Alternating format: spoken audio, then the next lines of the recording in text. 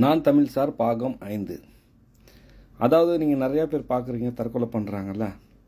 இந்த தற்கொலை பண்ணுற விஷயம் உண்மையிலே அவங்களுக்கு மரணத்துக்கு அப்புறம் என்ன நடக்கும் அப்படின்னு தெரிஞ்சால் அவங்க தற்கொலையே பண்ண மாட்டாங்க. ஏன்னா அவங்க அனுபவிக்க வேண்டிய விஷயங்களை அனுபவிக்காமல் எல்லாத்தையும் அனுபவிக்கணும். நல்லது கெட்டது வாசம் நாத்தம் அனைத்தையும் நம்மளுக்கு அனுபவிக்கிற நேரத்தில் அதை அனுபவித்து கடந்து போகணும். சரிங்களா? அது அனுபவிக்கிற நேரத்தில் தான் அது கஷ்டமாக இருந்துச்சுன்னா அந்த கஷ்டம் எப்படி வெளியே வரலாம், அதுக்கு தான் அறிவு இருக்குது. அது யோசனை பண்ணி நம்ம செயல்படணும். சரிங்களா? அதுக்கு தான் நிறையா மோட்டிவேஷனல் இருக்குது. ஆனால் இவங்க முன்னாடியே தற்கொலை பண்ணிக்கிறாங்க. அப்போ அவங்களுக்கு இந்த நரகம் எப்படி இருக்குன்னா, இப்போ சொல்லுவாங்கள்ல அந்த காலத்தில் நெருப்பில் போட்டு பெரட்டுவாங்க, அது செய்வாங்க இது செய்வாங்கன்னு. ஏன்னா அந்த காலத்தில் அதுதான் புரியும் வேதனைனா என்னன்னு. அதனால அந்த காலத்தில் அப்படி சொல்லப்பட்டிருக்கு. ஆனால் உண்மையிலேயே ஒரு வேகம், அதாவது எப்படின்னா ஒரு ராக்கெட்டில் நம்ம போனால் வேகமாக போகிறோம் பயணம், அந்த எவ்வளோ ஸ்பீடாக போதோ அந்த அளவுக்கு நம்ம நெருக்கம், காற்றுலாம் நம்மளை அழுத்தம். நீங்கள் அந்த ரோலர் காஸ்ட்டில் போனீங்கன்னா எப்படி அந்த மாதிரி மலை மேலே கீழே விழுந்தேன்னா அந்த நம்ம கீழே வர்ற போது அந்த வேகமாக கீழே வரும்போது எப்படி இருக்கும் அந்த மாதிரி நம்ம போயிட்டுருப்போம். வேகத்தில் அப்படியே எதையும் பார்க்க முடியாது, நம்ம சுற்றி அப்படியே அழுத்துற மாதிரி அந்த நரக வேதனை அப்படி இருக்கும்.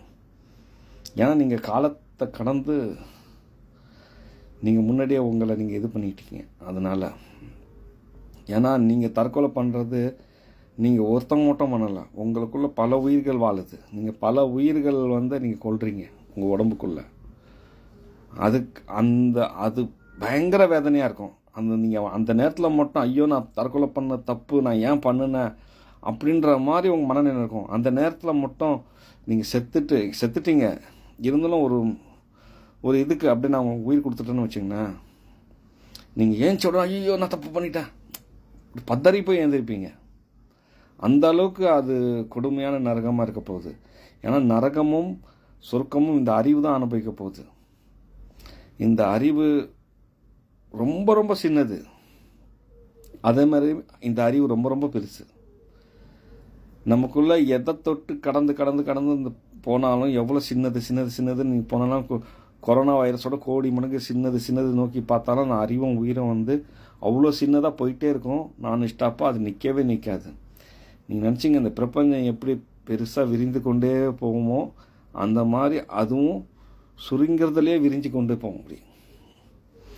அதான் இன்ஃபினிட்டி. இப்படி சின்னதுலேருந்து இப்படி பார்த்தா பெருசு, இப்படி பார்த்தாலும் இப்படி பெருசு. ஸோ தயவு செஞ்சு தற்கொலை பண்ணிக்காதீங்க. அந்த மாதிரி ஒரு வீடியோ தான் நான் தொடர்ந்து பண்ணிகிட்டு இருக்கேன்.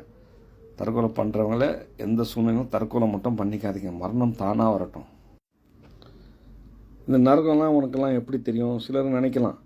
அதாவது நான் தொடர்ந்து வீடியோவில் ஏற்கனவே நிறையா சொல்லிட்டேன். நான் ஆன்மீகத்தை பொறுத்த வரைக்கும் 10ஆம் அவதாரம். இந்த 10ஆம் அவதாரம் அது எல்லாம் இருக்கிற ஆன்மீகத்தெலாம் ஒன்று சேர்த்து அது அவங்கவுங்க பூந்தோட்டம்னா பல பூக்கள் இருக்கணும், மரம்னா பல மரங்கள் இருக்கணும், இப்படி பல மதங்கள் இருந்தாலும் அதெல்லாம் மனரீதியாக நம்மலாம் அண்ணன் தம்பி என்று ஒன்று சேர்க்கறது ஒரு ஆன்மீகம். அவங்க ஒன்று சேர்ந்த பிறகு அவங்க அதாவது அவங்க அறிவால் தன்னை இல்லை என்ன இறைவனை புரிஞ்சிக்க வைக்கணும்.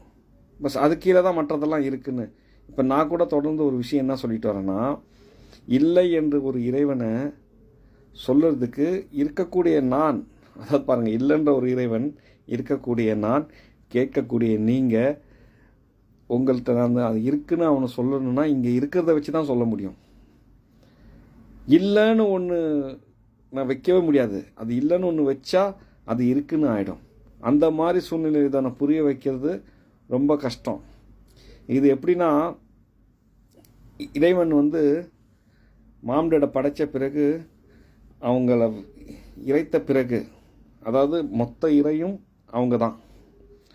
அதனால தான் சொல்கிறேன், நீங்கள் நீங்கள் ஜஸ்ட் உணர்றவங்க ஒரு உடலோட நீங்கள் உணர்கிற ஒரு மனுஷன் தான், அவ்வளோதான். அனைத்தும் உயிரும் அறிவு நிறைந்தது, எல்லாத்துக்கும் உயிர் அறிவு இருக்குது. புரிஞ்சுங்க, பிரபஞ்சம் எல்லா வரைக்கும் உயிர் அறிவு ரெண்டுமே இருக்குது. அதாவது அந்த உயிருக்கு அறிவுக்கு கனெக்டிவில் வேறு வேலை செஞ்சிட்டு இருக்குது. அது கிட்டத்தட்ட அது ஒரு டெத் பாடி மாதிரி, ஏதோ ஒரு சக்தியை கொண்டு இயங்குற மாதிரி. ஆனால் அதை எல்லாத்தையும் உணரக்கூடிய நம்ம தான் அதோட மையம்.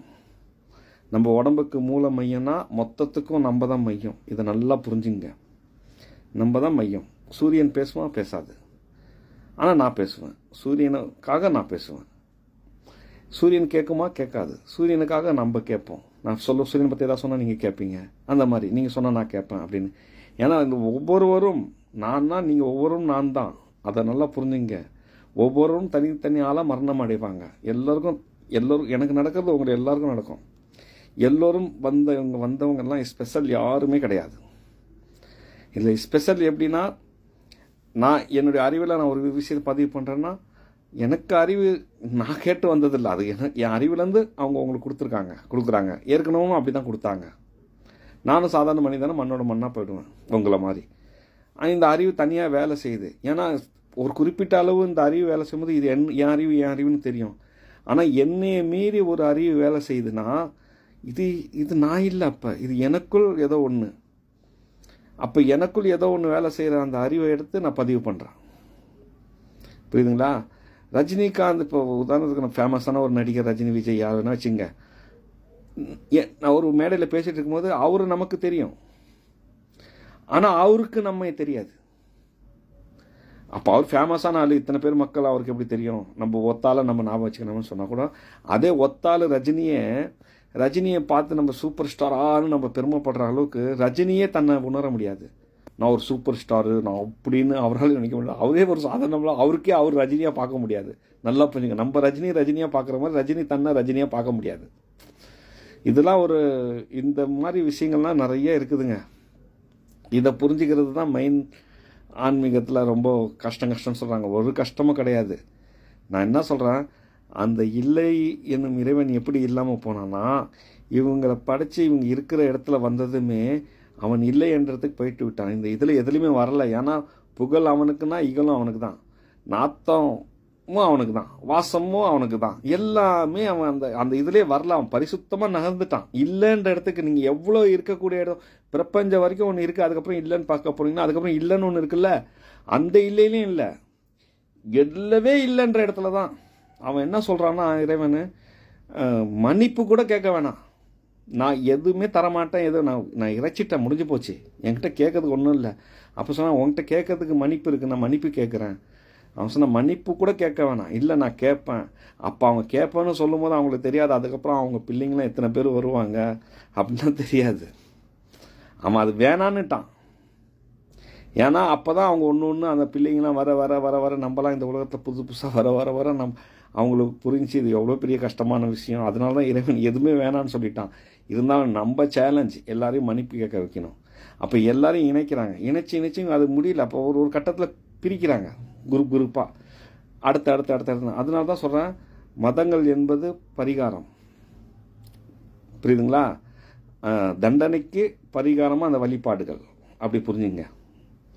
அப்போ கடைசியாக அதுதான் சொல்கிறேன், கடைசியாக இறுதியாக வந்த முஸ்லீம் மதம் இருக்குல்ல, அது இறுதி மதம் இல்லை, இருந்தாலும் எத்தனையோ மதங்கள் இருந்தாலும் அந்த முஸ்லீம் மதம் தான் ஒரு மெயினான ஒரு மதம். அவங்க மதம் மாற முடியாதுன்னு சொல்கிறேன். அவங்களுக்கு இறுதி வாய்ப்புன்னு சொல்கிறேன். இறுதி வாய்ப்புனா மனித ஜென்மம் எடுத்து தான் மறுபடியும் நம்ம சொர்க்கத்துக்கு போகலாம். அப்படின்னா முஸ்லீமுக்கு அந்த வாய்ப்பு கிடைக்காது. மற்ற எல்லா மதத்தவருக்கும் தண்டனைகளை அனுபவித்து மறுபடியும் மனிதனாக பிறப்பாங்க. அப்போ அவங்க மனிதனாக பிறப்பாங்கன்னா இதில் தான் நீங்கள் புரிஞ்சிக்க வேண்டியது இருக்குது. நான் ஒரு துகள், இப்போ நான் மறுபடியும் வருவேன்னா நானாக வரமாட்டேன். ஏதோ ஒரு வகையில் நான் இன்னொரு அறிவாக பிறப்பேன்.